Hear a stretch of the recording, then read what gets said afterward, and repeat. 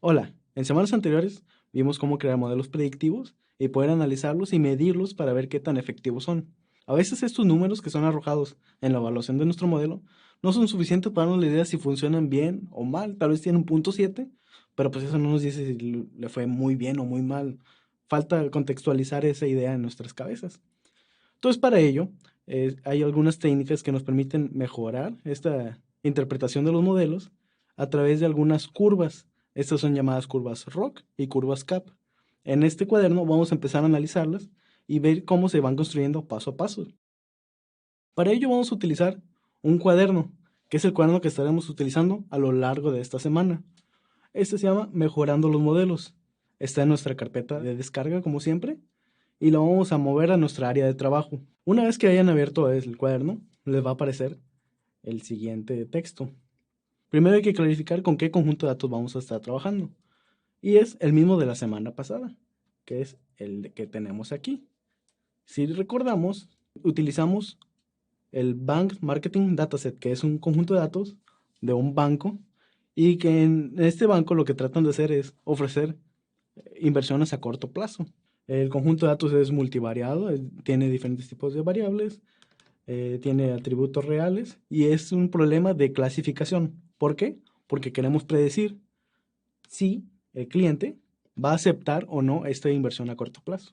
Entonces, ese conjunto de datos lo podemos descargar directamente de aquí, Data Folder, y bank.zip es un archivo comprimido, o este conjunto de datos ya debe estar disponible dentro de su conjunto de datos. Una vez ya hayan descargado o colocado los datos donde corresponde, vamos a importarlos o con pandas para empezar a analizar nuestro conjunto de datos que ya hemos utilizado, entonces lo vamos a ver más rápidamente.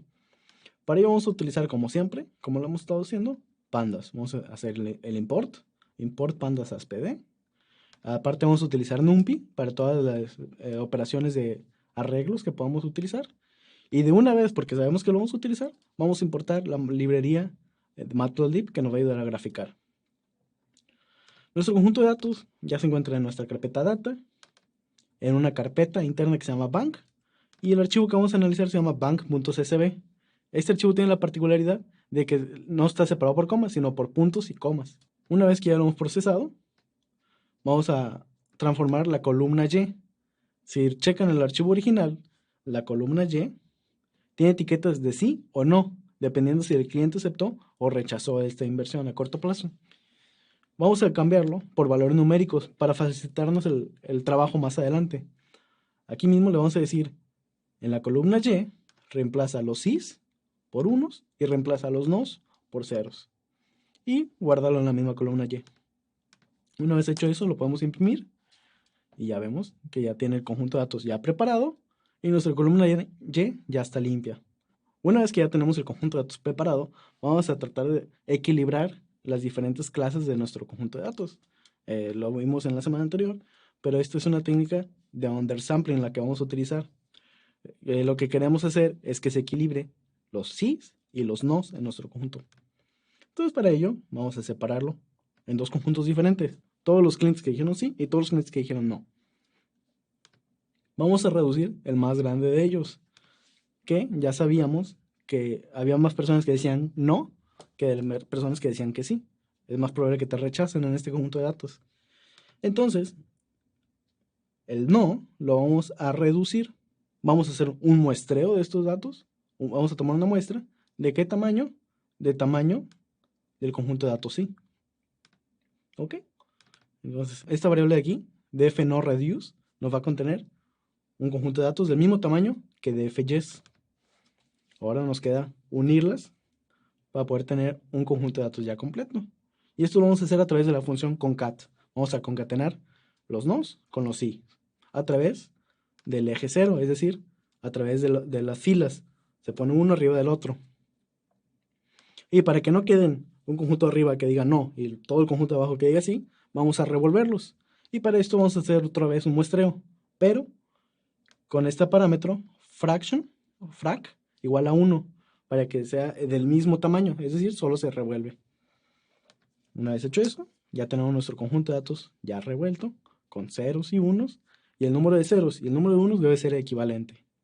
Esto lo podemos validar con la función valueCounts sobre la columna Y. Entonces ya nos dice que hay 521 unos y 521 ceros. Ahora sí, ya podemos empezar a dividir nuestros datos para poder empezar a entrenar nuestros modelos. De nuestro conjunto de datos, ahora falta dividirlo en variable X y variable Y. Variable X son nuestras variables independientes y Y nuestro independiente. Por lo tanto, vamos a utilizar nada más dos columnas para empezar a simplificar la tarea. Vamos a utilizar duración y edad en nuestra variable X. Como variable Y, pues solamente tenemos la variable respuesta que convenientemente en este conjunto de datos se llama Y. A partir de ahí vamos a hacer un split de los datos, justo como lo hicimos la semana anterior. Vamos a separar xtrain, xtest, ytrain y ytest.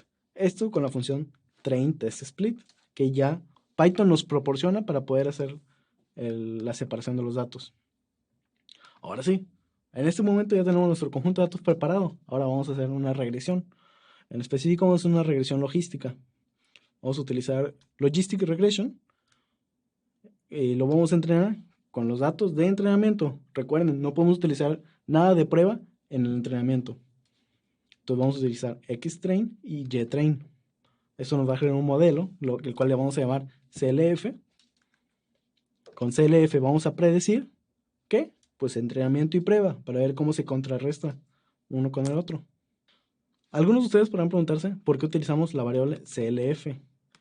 CLF es una variable que se utiliza como convención con la librería sklearn, que está incluida dentro de Python y es la que nos ayuda a crear nuestros modelos. Entonces, para no romper con ese estándar o esa tradición, vamos a seguir utilizando esa variable. ¿Ok? Una vez que tenemos nuestro modelo entrenado, falta validarlo. Para ello vamos a utilizar Classification Report y esta métrica de precisión. Las imprimimos y nos da un valor de 0.72. Ok, eso es lo que vimos hasta el momento de la semana pasada. Ahora, ¿cómo lo podemos visualizar de alguna otra manera? Bueno, para ello vamos a utilizar primeramente la curva ROC. La curva ROC, o la curva de característica operativa del receptor, que es un nombre medio raro, por lo tanto vamos a utilizar ROC simplemente. Es un método adicional para medir la calidad de un modelo de clasificación binario, precisamente lo que hemos estado haciendo. Para graficarlo, en realidad es muy sencillo, simplemente se contrasta lo que es el TPR contra el FPR, que lo vimos en la semana anterior. Si ya se les olvidó un poco, aquí están las fórmulas, se las facilitamos. Y lo que va a generar esta curva es en realidad, va a generar una curva. Lo que nos va a decir esa curva es que entre más área bajo la curva, mejor el modelo. Vamos a visualizarlo. Para ello, Python ya tiene esta curva programada. Vamos a utilizar lo que es la ROC Curve. Y vamos a utilizar esta otra librería que se llama ROC Precision Score. O AUC de precisión.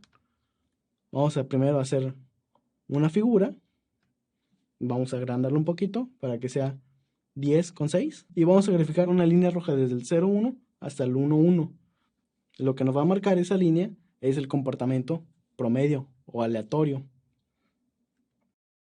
A partir de ahí vamos a utilizar nuestro modelo, el CLF, y vamos a decirle que haga una predicción con el conjunto de entrenamiento, pero no es una predicción normal. Nos va a predecir la probabilidad de que sea 1 o 0.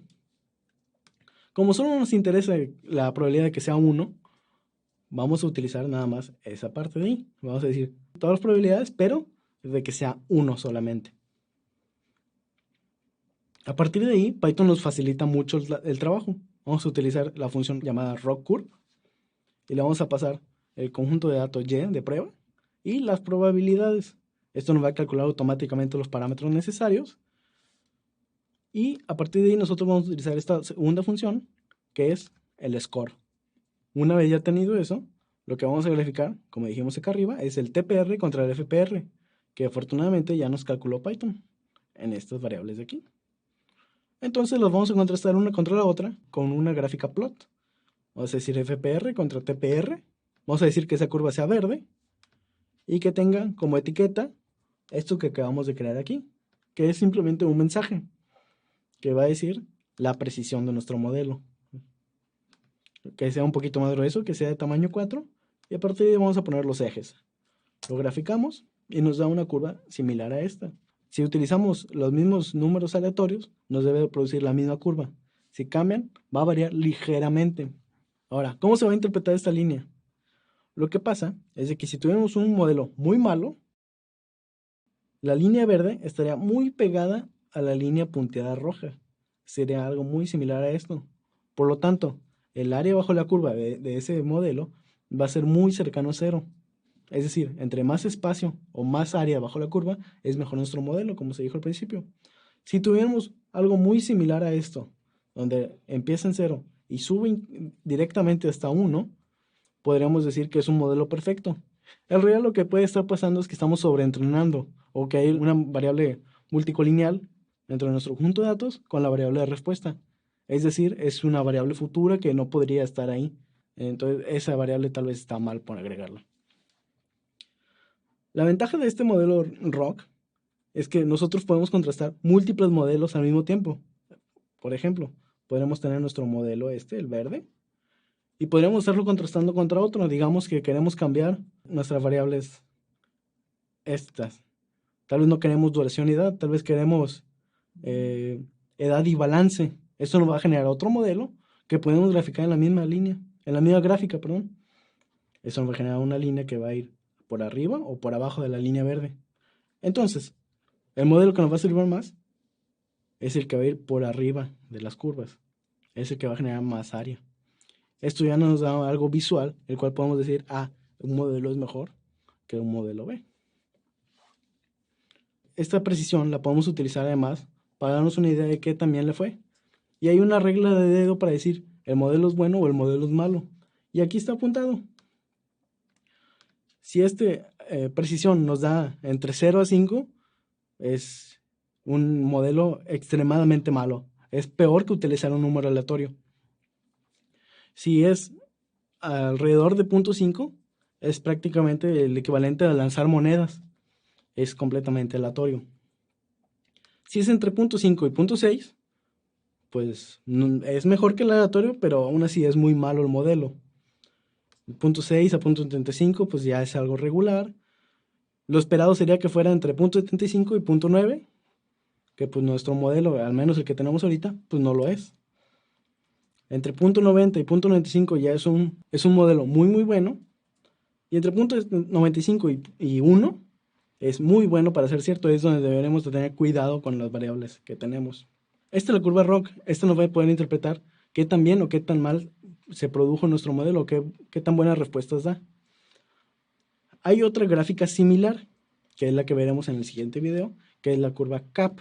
Esta nos va a ayudar a entenderlo un poquito en contexto de cuántas personas aceptaron y cuántas no, a diferencia del ROC, que solamente funciona con una variable entre 0 y 1. Entonces los esperamos en el siguiente video.